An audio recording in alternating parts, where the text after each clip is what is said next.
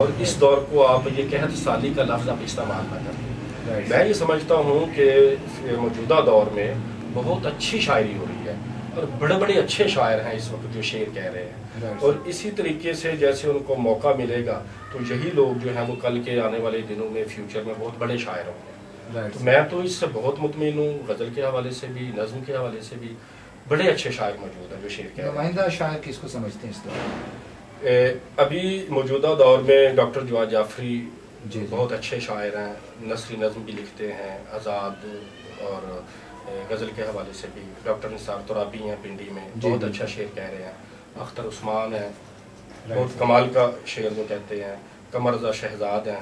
کیونکہ اگر مثلاً شاعری میں آپ اس طریقے سے پہلا یا دوسرا نمبر نہیں دے سکتے، اور یہ مناسب بھی نہیں ہے کہ اس کو یہ پہلے نمبر پہ ہے یا دوسرے نمبر پہ ہے، کیونکہ ہر بندے کا اپنا ایک سٹائل ہے، اپنا ایک انداز ہے شعر کہنے کا، اور وہ اپنے اپنے انداز میں بہت اچھی شاعری کر رہے ہیں سر۔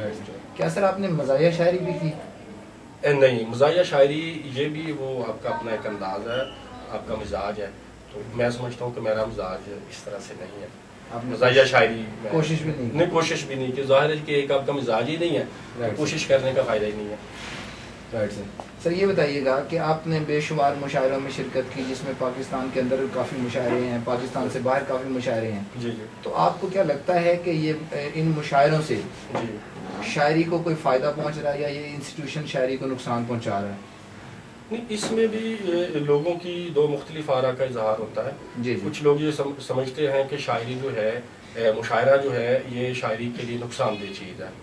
میں یہ سمجھتا ہوں کہ اب دیکھیں نا جی، موجودہ دور میں اتنی ساری چیزیں ہیں انٹرٹین کرنے کے لیے، انسان کو نیٹ ہے، کیبلز ہے اور مختلف ذرائع ہیں، تو ایسے دور میں جب جو قاری ہے وہ کتاب سے ہٹتا جا رہا ہے، عام انسان جو ہے وہ کتاب کو اسے نہیں پتا، بہت کم یہ ریشو ہوتی جا رہی ہے، اس دور میں مشاعرہ جو ہے یہ ایک بڑا بہترین ایک ادارہ ہے جس کو پروموٹ کرنے کی ضرورت ہے۔ سر آپ کی جو کہ 3 سے زیادہ کتابیں شائع ہو گئی، آپ کو کیا لگتا ہے کہ آپ کی شاعری کا بنیادی میسج یا بنیادی موضوع کیا ہے؟ دیکھیے، شاعری میں سمجھتا ہوں کہ زندگی کا عکس ہے۔ جس طریقے سے ایک عام انسان زندگی گزارتا ہے، شاعر بھی اسی معاشرے کا ایک فرد ہے۔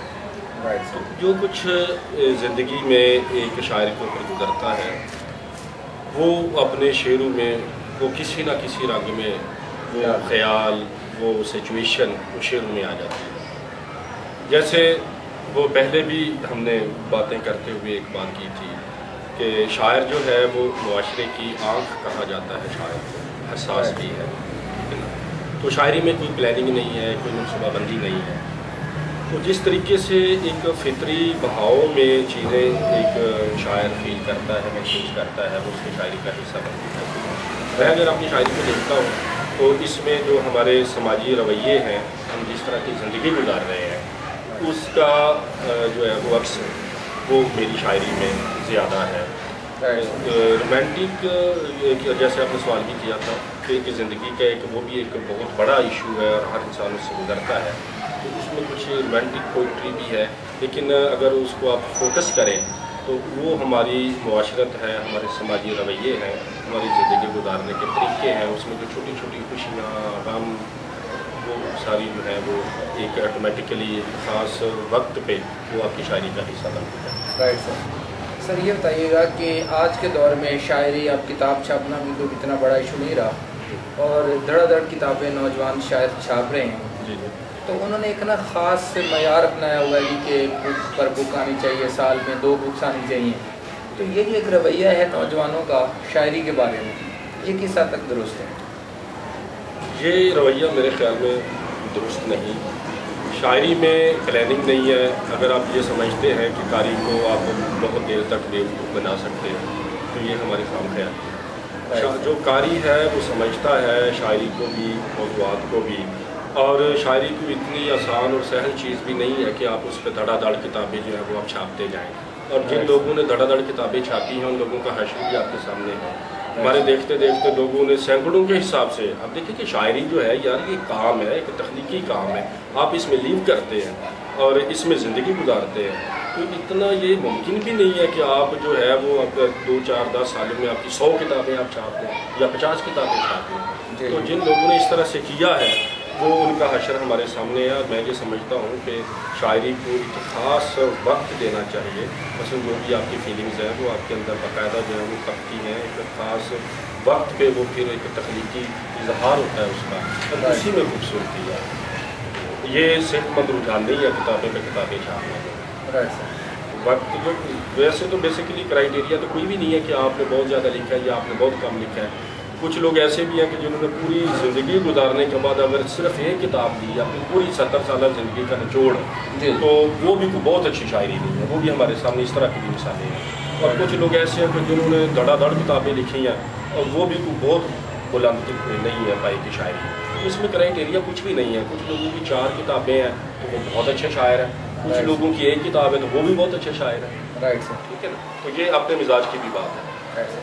سر یہ فرمائیے گا کہ بہت سارے سینئر جو شعراء کرام ہیں جی, وہ آج کل مختلف جو غیر ذمہ دارانہ ایکٹیویٹیز ہیں جس میں آپ یہ سمجھیں کہ فلیٹ بیچنا یا سادہ کاغذ پہ اصلاح کر دینا یا کسی کتاب پڑھے بغیر اس پر تبصرہ کر دینا یا مشاعروں میں ان کے جو زمین اور آسمان کے کلابیں ملا دینا, تو کیا یہ کوئی صحت مند رجحان ہے؟ کیا یہ اساتذہ جو ہے وہ ادب کی واقعی خدمت کر رہے ہیں؟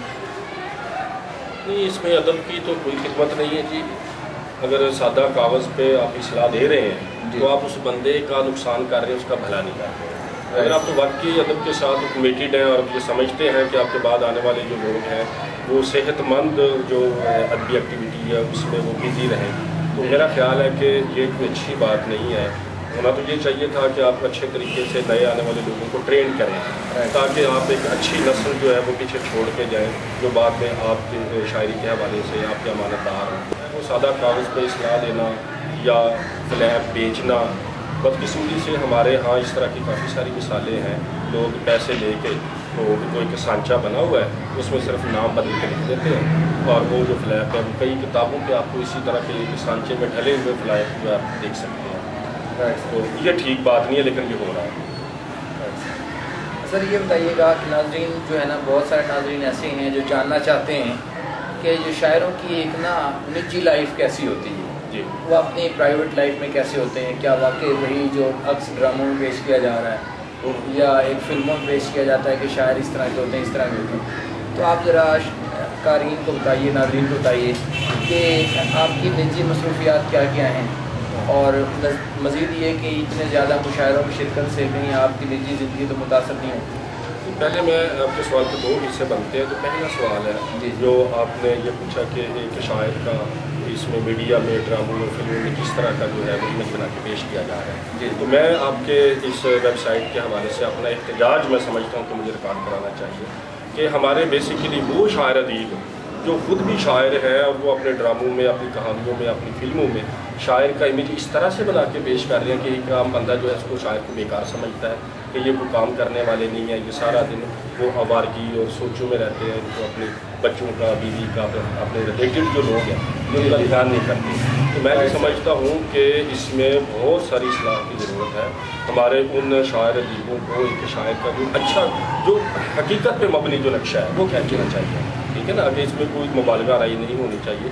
ہمارا آج کا جو شاعر ہے وہ ماشاءاللہ وہ بینکر بھی ہیں, وہ اپنے بزنس بھی کرتے ہیں, وہ وکیل بھی ہیں, وہ جج بھی ہیں.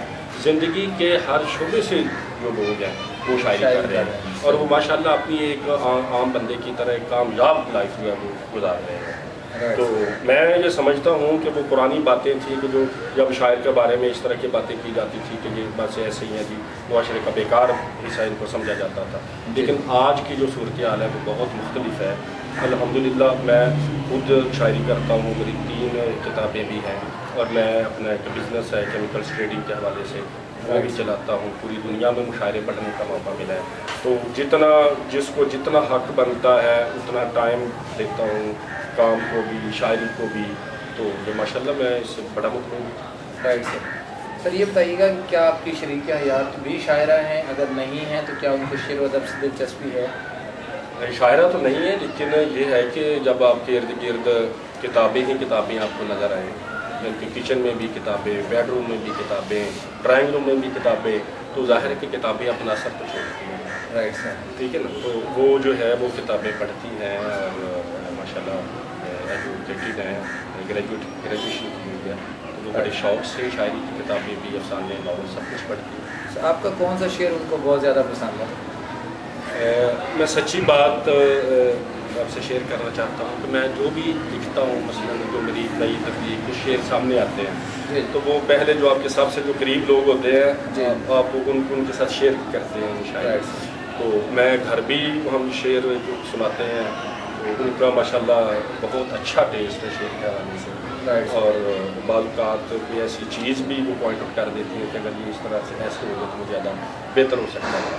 Right sir. تو اس میں یہ ماشاءاللہ بہت اچھا ہے, ان کا معیار بھی بہت ہائی معیار ہے شاعری کے حوالے. ناظرین اب ہم گزارش کرتے ہیں عرفان صادق صاحب سے کہ وہ اپنی بکس کا انٹروڈکشن کروائیں, کون کون سی بکس شائع ہوئی ہیں اور کب کب شائع ہوئی ہیں, تاکہ ناظرین ان کی کتابوں سے واقفیت حاصل کر سکیں. جی سر.